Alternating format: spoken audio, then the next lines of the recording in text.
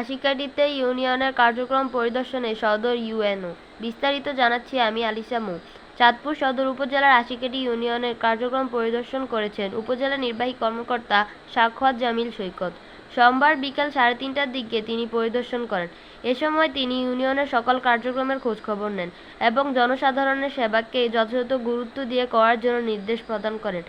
এ সময় ইউনিয়ন প্রশাসনিক কর্মকর্তা আবু বক্কর মানিক, ইউনিয়ন ভূমি সহকারী কর্মকর্তা জাহাঙ্গীর আলম দিদার, ৪ নং ওয়ার্ড মেম্বার বিল্লাল হোসেন মাল, ৯ নং ওয়ার্ড ইউপি সদস্য মোস্তফা গাজী, আশিকাটি ইউনিয়ন বিএনপির সাধারণ সম্পাদক কাজী আশরাফ রিপন, যুগ্ম সাধারণ সম্পাদক আশিকুর রহমান সুমন, সাংগঠনিক সম্পাদক বাবুল ব্যাপারী, ইউনিয়ন যুবদলের সভাপতি বারেক খান, সাধারণ সম্পাদক মমিন খান, যুগ্ম সাধারণ সম্পাদক মোহাম্মদ মোস্তফা মিয়া, হিসাব সহকারী cum computer operator Sanjit Kumar Kuri, ইউডিসির উদ্যোক্তা পলাশ চন্দ্র দাস, নারী উদ্যোক্তা আফরোজা আক্তার।